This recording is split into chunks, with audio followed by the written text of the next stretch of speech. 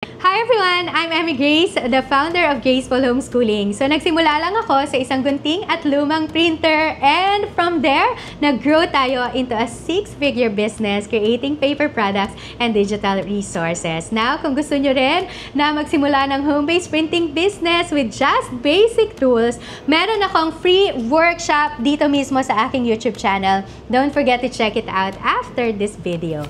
But today, let's talk about real hooks. Paano ka ba gagawa ng hooks na talagang nakaka-attract ng buyers para sa paper products at digital downloads mo? So, unahin na muna natin, ano nga ba ang hook? So, ang hook is the very first line ng iyong reel or video. So, ito yung unang salita, tanong o statement na maririnig at makikita ng viewers mo.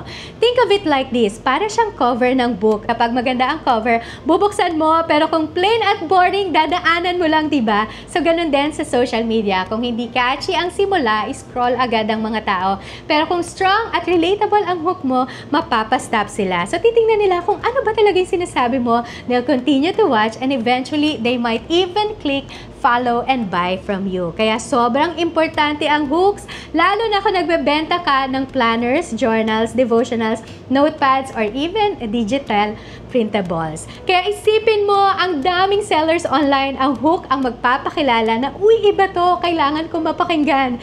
Remember, the first 3 seconds of your reel decide if they'll stay or scroll away.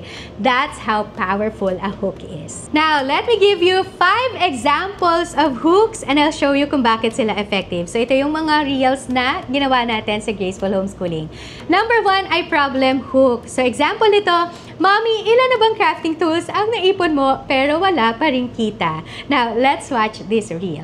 Mommy, ilan na bang crafting tools ang naipon mo pero wala ka pa rin kita? Nakakatuwang bumili, no? Pero sayang kung hanggang display lang. Alam nyo, bawat cutter, laminating sheet at puncher, dapat may balik na kita ito dahil alam natin na pinaghirapan nyo ang investment na ito. Dito sa Papers to Profits, hindi ko sasabihin na bumili ka ulit. Tuturuan kita kung paano gamitin ang kung ano ang meron ka na para kumita ka na rin. So, simpleng products, practical na process, step by step na kaya mong sundan kahit beginner ka. Hindi ito gastos, kundi income. God already placed something in your hands, Mommy. Hindi mo kailangang maghintay ng perfect setup bago magsimula. Comment how para simulan na ang iyong kumikita habang nasa bahay journey. Now, this one hit hard. Bakit? Kasi tinatamaan nito yung frustration ng maraming moms. Yung bumili ka ng kung ano-anong materials pero hindi mo alam paano siya gagawing negosyo. This reel had 436,000 views, 493 shares, and 2,100 comments. Dahil relatable ang pain point, maraming nanood at nag-react. So now, when you highlight a problem your market is secretly struggling with, you grab their attention agad-agad. Number 2 ay curiosity hook. So ito yung example natin. So this one ebook helped me earn 100,000 pesos. So kung nangyari sa akin, posible na ikaw rin. Let's watch this reel. This one ebook helped me earn 100,000 pesos. So, kung nangyari sa akin, posible na ikaw rin. So, this My Canva Business ebook is a roadmap. It's a step-by-step guide kung saan tutulungan ka na makapag-start ng Canva business at kumita ng passive income. It already changed thousands of lives. Mga mommies, students, crafters na natutunan nila na posible palang kumita sa Canva ng passive income habang nasa bahay. And we've sold over 5,000 copies of this ebook. At may good news ako para sa inyo today because you can get this ebook for 49 pesos lang. Yes, 49 pesos lang. Mas mahal pa sa french fries, sa coffee, sa milk tea. So why not invest into something na may ROI? At hindi lang yan ang good news because instead of getting one ebook, ay meron din kayo makukuha na another ebook which is ito yung top 5 projects na you can start today with Canva. So, hindi lang isa, kundi 2 ebooks ang marireceive nyo when you buy this My Canva Business ebook. So now, if you want to start earning passive income gamit ang Canva, mag-comment lang kayo ng Canva below and we'll send you all the details so you can grab not just 1 but 2 ebooks today. Alam nyo, curiosity works kasi tao lang tayo. We want to know how. So, hindi ito lahat upfront agad. But instead, it makes viewers ask, ano ba yung ebook? Paano ka kumita ng 100,000? This reel had 94,000 views, 166 shares, and 2,100 comments. People watch longer kasi gusto nilang malaman yung sagot. This is perfect if you're selling digital downloads, templates, or courses. Number 3 ay question hook. So, yung example naman nito ay, gusto mo bang kumita habang nasa bahay? So, let's watch this reel. Gusto mo bang kumita habang nasa bahay? Alam niyo ba na nagsimula ang aking 6-digit business gamit lang ang basic tools? Yes, isang gunting at lumang printer. Hi, I'm Emmy Grace, isang homeschooling mompreneur na kumikita habang nasa bahay. Ngayon, tinuturo ko kung paano ka rin pwedeng magsimula ng home-based printing business kahit stay at home or homeschooling mom ka. So sa online course na Papers to Profits, matututunan mo kung anong mga tools, supplies at equipment na kailangan mo para makapag-setup ka ng home-based printing business, paano mag-create at mag-design ng journals, planners, devotionals, educational materials, at iba pang mga paper products. Paano mag-market at magbenta ng mga paper products. At syempre, may exclusive student community ka na laging sasama sa journey mo. Excited na kaming makasama ka sa classroom. Kaya comment how para simulan ang kumikita habang nasa bahay journey mo today. So that's our famous line. So simple lang pero powerful. So kapag tinanong mo ang audience directly, napipilitan silang sagutin in their head. Parang conversation. So hindi siya lecture. This reel got 477,000 views, 452 shares, and 3,400 comments. And guess what? Moms love engaging with this kasi marami talagang naghahanap ng racket na pwedeng gawin habang nasa bahay. Number 4, relatable hook. Sa example naman ito ay, akala mo ba kailangan ng mamahaling machines para makapagsimula ng paper products business? What if I told you, pwedeng-pwede kang magsimula with just basic tools? Now, let's watch this reel. Akala mo ba kailangan ng mamahaling machines para makapagsimula ng paper products business? What if I told you na pwedeng-pwede kang magsimula with just basic tools, passion, and a step of faith? Marami sa community namin ang nagsimula lang sa gunting at lumang printer, pero ngayon may sarili na silang home-based printing business na kumikita habang nasa bahay lang. Gusto mo rin ba yon? Join Papers to Profits, our step-by-step program na ginawa para sa mga katulad mong gustong magsimula at kumita. Limited time na lang ang 1,000 pesos learning fee natin. Habol na kayo bago magtaas. Comment how to enroll today. So ito, yung myth-busting hook. So sinasabi agad yung common belief and then binabasag agad-agad. So perfect ito kapag iniisip na mahal mag-start ng printing business. This reel had 94,000 views, 80 shares, and 628 comments. So it works kasi nagbigay siya ng hope. So kapag nagawa mo rin gawing simple at possible ang isang bagay, people will learn in to know more.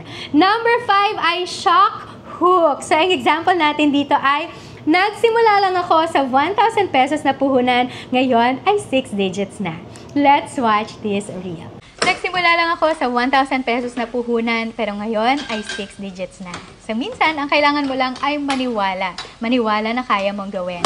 Alam niyo ba na ang tanging gamit ko lang noon ay ang aming 5-year-old na printer at isang gunting. Pero dahil na rin nagtuloy lang ako kahit na minsan pinanghihinaan na ako ng loob at maraming kailangan gawin bilang homeschooling at stay-at-home mom, pinagpatuloy ko lang. So ngayon, mula sa 1,000 pesos, kumikita na ako ng 6 digits. I hope you will see this as an encouragement dahil gaya nyo, nangarap lang din ako na makatulong sa aming finances. Pero importante na meron tayong community na makukuhanan ng lakas kapag nangihina ka na. Makukuhanan ng inspirasyon kung ubos na ang iyong motibasyon. Kaya sama ka na sa Papers to Profits so hindi mo to pagsisisihan dahil handa namin ituro lahat ng mga ginawa namin kung paanong mula sa 1,000 pesos ay ngayon ay kumikita na ng 6 digits.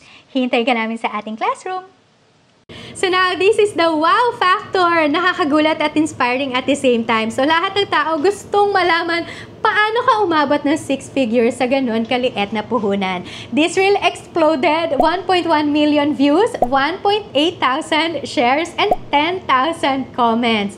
Why? Kasi success stories sell. Numbers create curiosity and credibility at the same time. So ngayon, nakita nyo na how simple they are. So walang complicated script, just one strong line, and notice na lahat ay Taglish kasi mas relatable sa market natin. So it feels like you're talking to a friend, not selling to a stranger. Remember, a strong hook makes your audience stop scrolling, and the more they stop and watch, the higher your chances to connect, inspire, and eventually sell your products, whether journals, planners, or digital downloads.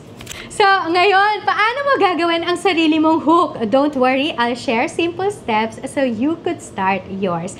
Step 1, know your buyer's pain point. So, tanungin mo yung sarili mo, ano ba yung struggle ng target audience ko? So, halimbawa, mga homeschooling moms, ang target market mo, madalas overwhelmed sila sa lesson planning or wala silang organized materials.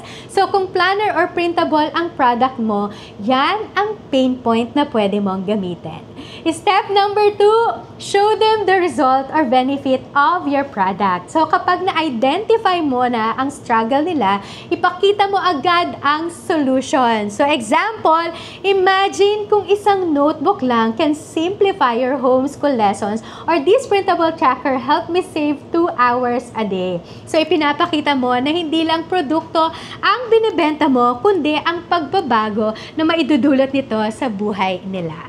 Step number 3, I put it in a short, catchy one-liner. So, kailangan diretso at madaling tandaan. So, hindi kailangan mag-English na mahaba. So, kahit Taglish works best. So, example, Mommy, ilang planners na ba ang nasimulan mo pero hindi natapos?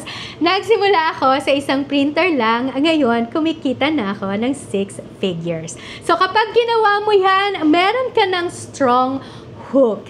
And here's a pro tip. Practice writing 3 to 5 hooks per product. So, kung may bago kang printable, gumawa ka ng 3 iba't ibang hook. 1 based on pain point, 1 on curiosity, and 1 na may shock factor. Pag pinaktis mo ito lagi, masasanay ka din, and eventually, magiging natural sa'yo ang paggawa ng hooks na talagang nagbebenta. So, this is what I teach inside Papers to Profits, my signature course. So, dito, hindi lang namin tinuturo kung paano ka gagawa ng paper products. We also show you paano mo sila ilo-launch, ipopromote, ima-market, at ibebenta para maging tunay na business ito at hindi lang hobby.